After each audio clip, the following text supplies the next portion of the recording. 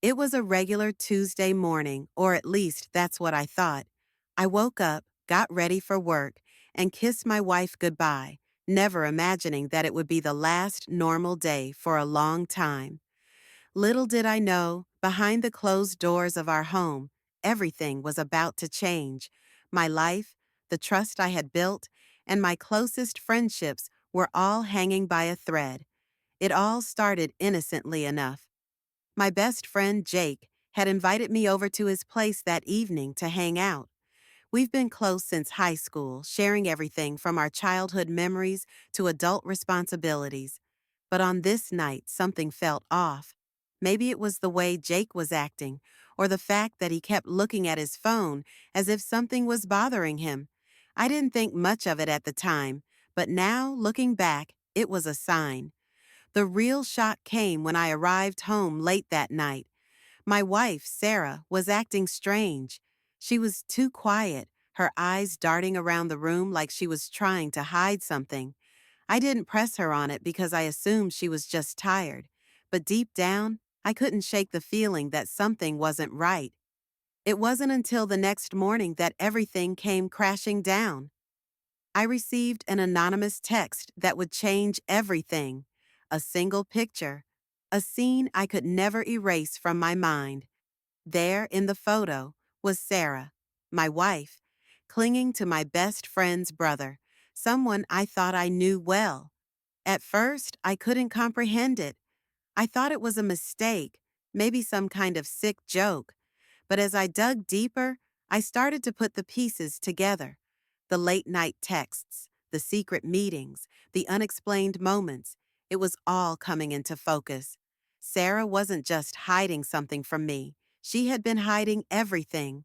I was left in a whirlwind of emotions, betrayal, confusion, anger, and yet I still had to face the person I loved most in this world. How do you even begin to confront someone you thought you knew, someone you trusted with everything? But what's worse, finding out the truth and confronting it, or being left in the dark, wondering how long it had been going on? What I do next will change everything, but I'm not sure I'm ready for the answers. Stay tuned, because the next part of this story will leave you speechless. I spent the entire night pacing, staring at that damn picture over and over again. It was like my mind couldn't accept it, couldn't process the reality of what was staring back at me. Sarah and Mark, Jake's brother, there they were, too close for comfort. And it was more than just a friendly hug. There was something undeniably intimate about the way they were together. I couldn't breathe. I couldn't think straight. I wanted to confront her right then and there, but the thought of it made my stomach churn. What would I even say? How would I even start? I had so many questions. Had this been going on for months? Was this a one-time thing? And what did Jake know? Was he in on it, or was he as blindsided as I was? I needed answers, but more than that, I needed to understand why. Why Sarah? Why Mark? What had gone wrong? What had I missed? I had always believed that our marriage was solid. We had our ups and downs like any couple, but we loved each other, or at least that's what I thought. But now everything felt like a lie. I didn't know who to trust anymore.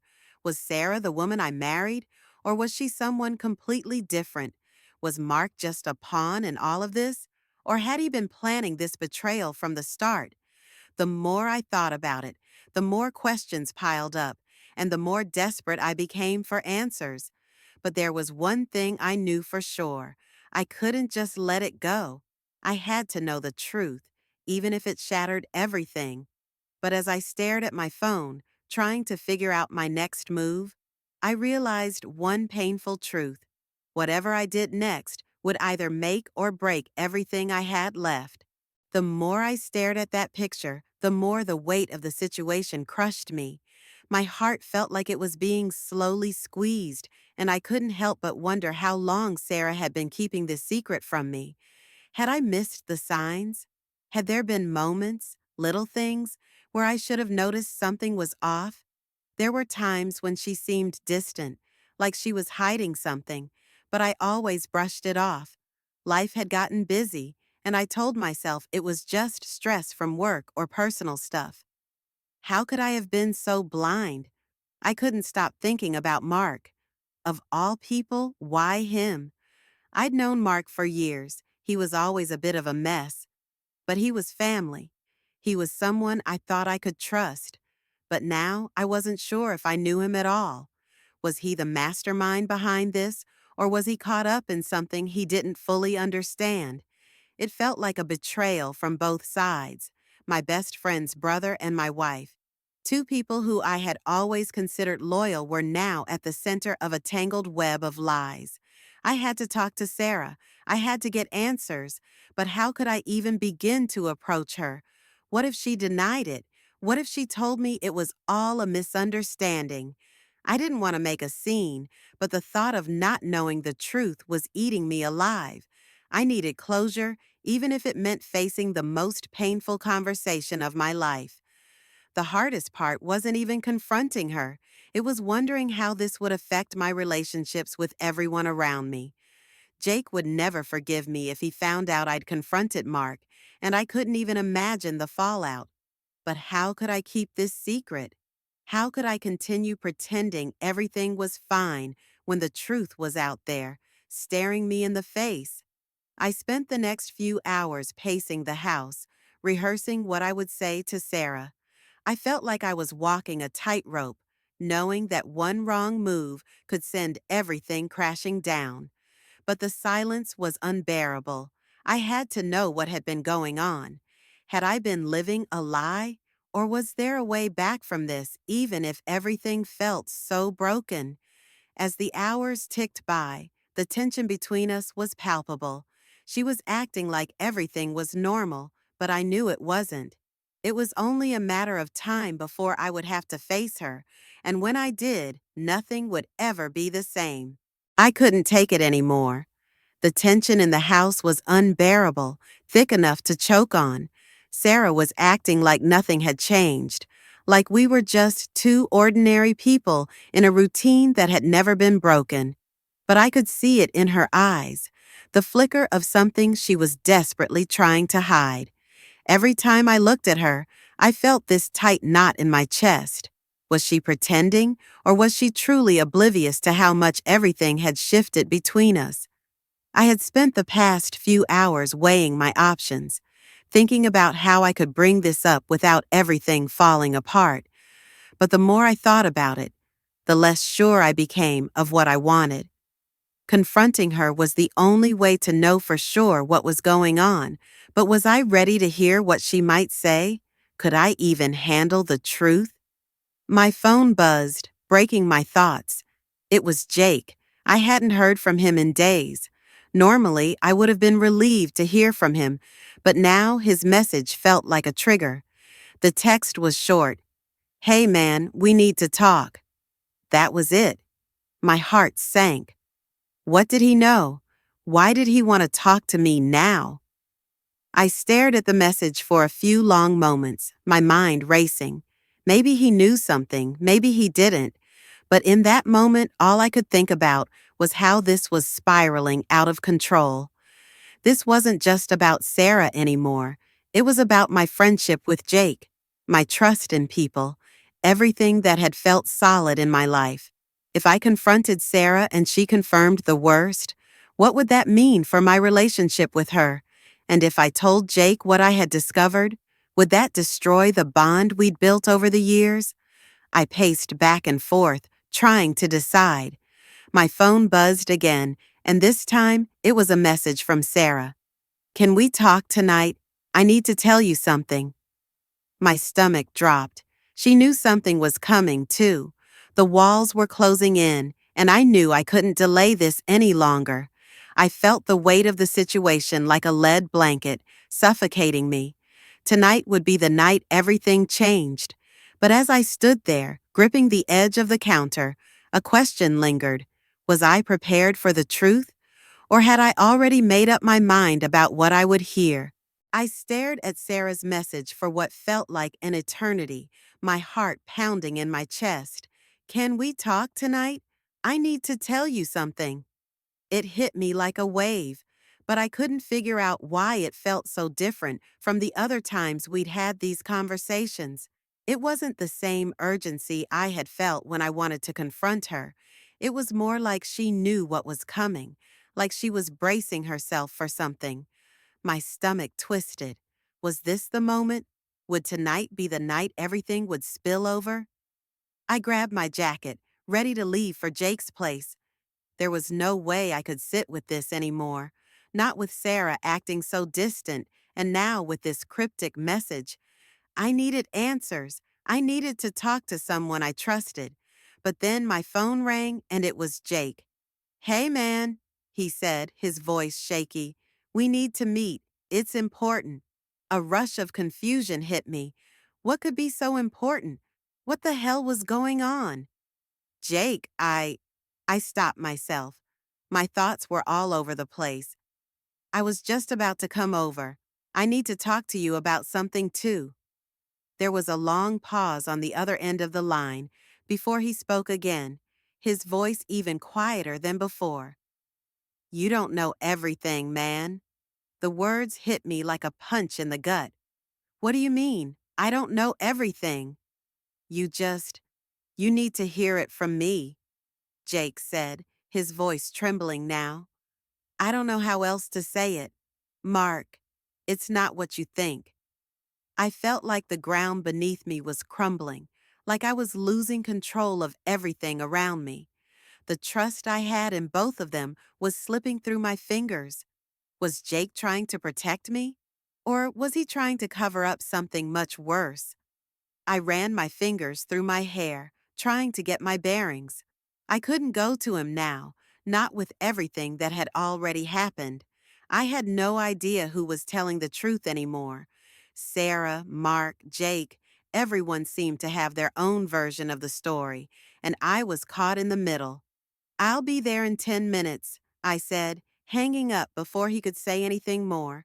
As I rushed out the door, my thoughts raced even faster. I had to figure this out. I needed to know what was really going on. I couldn't wait to hear what Jake had to say, but I knew it wouldn't be easy. Whatever he was going to tell me, it was clear now that I hadn't even scratched the surface of the mess I was about to walk into. I drove in silence, my mind spinning. Every corner I turned, every street I passed, felt like it was leading me closer to the truth. But what if the truth was something I wasn't ready to hear? I could barely hold it together. The fear, the betrayal, the confusion, they were all overwhelming, pulling me in different directions. When I finally pulled up to Jake's place, I could feel the tension hanging in the air. He was waiting for me outside, pacing. There was something about the way he moved, something about his expression, that made my skin crawl. It wasn't just concern, it was fear. Something was off. "Come inside," Jake said quietly, guiding me through the door.